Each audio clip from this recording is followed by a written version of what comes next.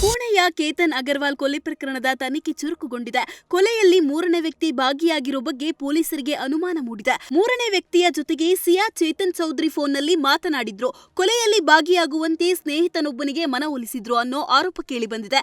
ಈ ಬಗ್ಗೆ ಪುಣೆಯ ಗ್ರಾಮೀಣ ಪೊಲೀಸರು ತನಿಖೆ ನಡೆಸುತ್ತಿದ್ದಾರೆ. ಶಾಲೆಗೆ ಕೊಠಡಿಗಳು ಬೇಕು ಅಂತ ಕೇಳಿದ್ದಕ್ಕೆ ಮುಖ್ಯ ಶಿಕ್ಷಕ ಅಮಾನತು ಹಿನ್ನೆಲೆ ಶಾಲೆಯ ಮುಂದೆ ವಿದ್ಯಾರ್ಥಿಗಳು ಪ್ರತಿಭಟನೆ ಮಾಡಿದ್ದಾರೆ.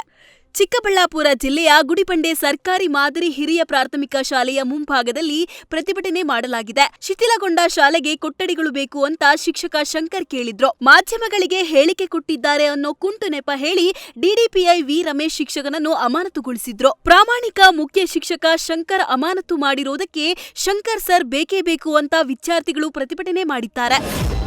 ಕೊಡಗು ಜಿಲ್ಲೆಯ ಹಲವು ಕಡೆ ಎಡಬಿಡದೆ ನಿರಂತರವಾಗಿ ಮಳೆ ಸುರಿತಿದೆ. ಮಳೆಯ ಅಬ್ಬರದ ಜೊತೆ ಚಳಿ ವಾತಾವರಣಕ್ಕೆ ಜನರು ಹೈರಾಣಾಗಿದ್ದಾರೆ. ಉತ್ತಮ ಮಳೆಯಿಂದ ರೈತರ ಮೊಗದಲ್ಲಿ ಮಂದಹಾಸ ಮೂಡಿದ್ದು, ಕೃಷಿ ಚಟುವಟಿಕೆ ಜೋರಾಗಿ ನಡೀತಿದೆ. ಮಳೆಯಿಂದಾಗಿ ಹಾರಂಗಿ ಜಲಾಶಯದ ಒಳಹರಿವಿನಲ್ಲೂ ಕೊಂಚ ಏರಿಕೆ ಕಂಡಿದೆ.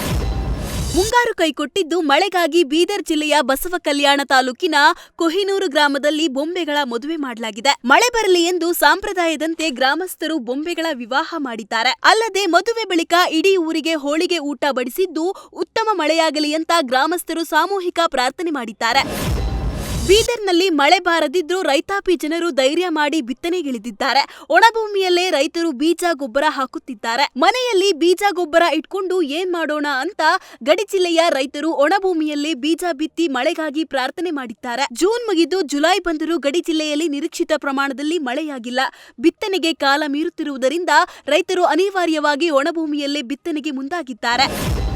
ಬೆಂಗಳೂರಿನಲ್ಲಿ ತಡರಾತ್ರಿ ರೌಡಿ ಶೀಟರ್ಗಳ ಮನೆ ಮೇಲೆ ಸಿಸಿಬಿ ಪೊಲೀಸರು ಭರ್ಜರಿ ಕಾರ್ಯಾಚರಣೆ ನಡೆಸಿದ್ದಾರೆ. ಪೂರ್ವ ವಿಭಾಗ ಹಾಗೂ ಈಶಾನ್ಯ ವಿಭಾಗದ ಅಪರಾಧ ಹಿನ್ನೆಲೆ ಉಳ್ಳವರು ಹಾಗೂ ರೌಡಿಗಳ ಮನೆ ಮೇಲೆ ದಾಳಿ ನಡೆಸಿ ಪರಿಶೀಲನೆಗೆ ಮುಂದಾಗಿದ್ದಾರೆ. ದಾಳಿ ವೇಳೆ ಇಂದಿರಾನಗರದ ಪ್ರಭಾಕರ್ ಎಂಬಾತನ ಮನೆಯಲ್ಲಿ ಮಾರಕಾಸ್ತ್ರಗಳು ಪತ್ತೆಯಾಗಿವೆ. ಇದಲ್ಲದೆ ಅನುಮಾನಿತ ವ್ಯಕ್ತಿಗಳ ವಿಚಾರಣೆ ಹಾಗೂ ವಾಹನಗಳ ತಪಾಸಣೆಗೆ ಮುಂದಾಗಿದ್ದಾರೆ.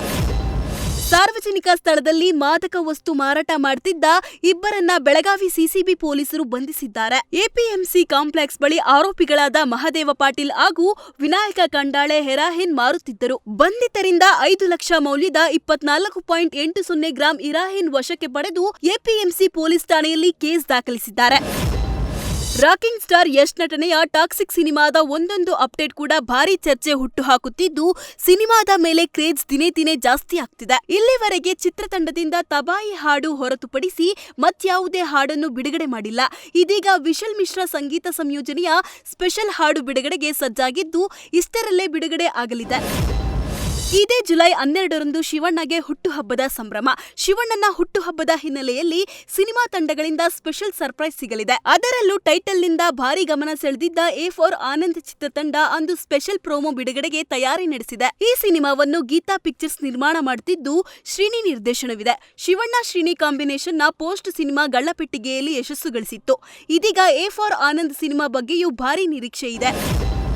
ಅಲ್ಲು ಅರ್ಜುನ್ ಅಂಟ್ಲಿ ಕಾಂಬಿನೇಷನ್ನ ರಾಕಾ ಸಿನಿಮಾದ ಮ್ಯೂಸಿಕ್ ಕೆಲಸಗಳು ಕಂಪ್ಲೀಟ್ ಮುಗಿದಿದೆ. ರಾಕಾ ಸಿನಿಮಾದಲ್ಲಿ ಒಟ್ಟು 5 ಹಾಡುಗಳಿದ್ದು, ಸಾಯಿ ಅಭ್ಯಂಕರ್ 5 ಹಾಡುಗಳನ್ನು ಮುಗಿಸಿಕೊಟ್ಟಿದ್ದಾರೆ. ಇದೀಗ ಚಿತ್ರತಂಡ ವಿಎಫ್ಎಕ್ಸ್ ಮತ್ತು ಸಿಜಿ ಕೆಲಸಗಳತ್ತ ಗಮನ ಹರಿಸಿದ್ದು, ಇಷ್ಟರಲ್ಲೇ ಮತ್ತೊಂದು ಬಿಗ್ ಅಪ್ಡೇಟ್ ಜೊತೆ ಬರಲಿದೆ ರಾಕಾ ಟೀಮ್.